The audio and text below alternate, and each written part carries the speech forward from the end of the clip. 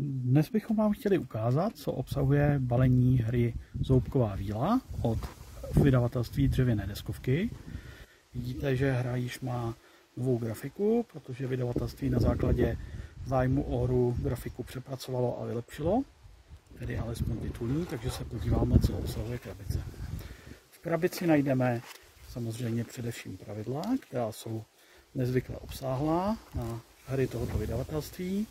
Jedná se o hru, kde soupeří jeden hráč v roli zoubkové víly proti všem ostatním, kteří mají za úkol si čistit zuby a vydržet předepsaný počet kol, než to zoubková víla vzdá a půjde zkoušet své štěstí jinam, protože tato zoubková víla na rozdíl od klasické zoubkové víly je zkažená a chtěla by dětem její zoubky brát a kazit.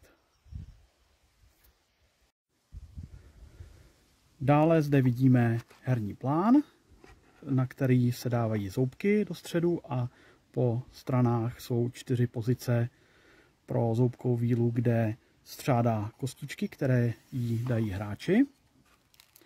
Dále zde vidíme 4 hráčské plány ve tvaru lidských otevřených úst.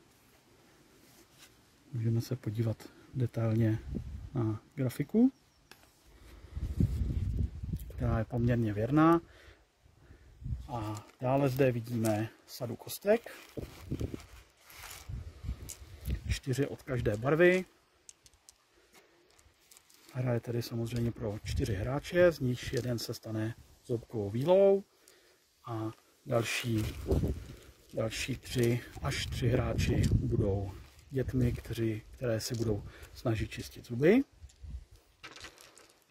Vidíme zde 4 figurky, které reprezentují kartáčky, kterými hráči hýbou v ústech.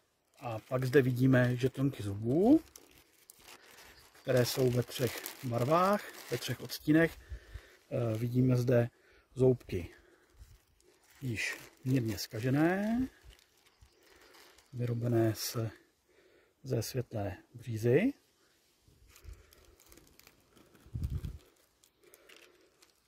Pak zde vidíme také zoubky zdravé a zoubky zcela zkažené. Vidíte, že jsou tmavě hnědé a zdravé zoubky jsou bílé. Hráči na začátku partie si rozmístí své zoubky zdravou stranou, takto na herní plán, a poté si hodí kostkami a skládají pohybový čtverec takzvaný, ze kterého pak postupně používají kostky. Hra je určena pro 2 až 4 hráče. Doporučený věk je mírně pokročilý školák, to znamená někde kolem 7-8 let, kdy je stále benefit v podobě podpory čištění zubů, ale už má nějaké základní chápání taktiky a strategie, protože tam v té hře je relativně dost taktiky, jak manipulovat s kostkami a jak se hýbat vlastně potom kartáčkem po ústech, kde si hráči v roli dítěte čistí ty zkažené zoubky a zpět si je mohou vlastně z těch více zkažených vrátit do čistých, ale samozřejmě pokud se zoubkové víle podaří a zkazí nějaký zoubek, který už je zcela zkažený, tak ten zoubek vypadává a jde zoubkové víle, která si ho zde střádá na svém herním plánu a snaží se takovýmto způsobem dosáhnout vítězství. Jedná se o horkou novinku vydavatelství Dřevěné deskovky. Pokud vás tato hra zaujala, připravujeme i základní ukázku toho, jak se hra hraje, stejně jako u našich ostatních her. A v případě, že vás zaujme, tak si můžete také stáhnout pravidla v formátu PDF, podívat se na ně, přečíst si, než byste se rozhodli tuto hru pořídit.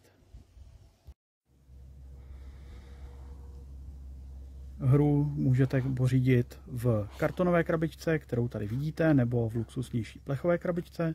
pokud vás tato hra zaujala, budeme rádi, když navštívíte naše webové stránky a hru si dále prohlédnete, případně ji třeba okomentujete. Děkujeme za pozornost a přejeme krásný den.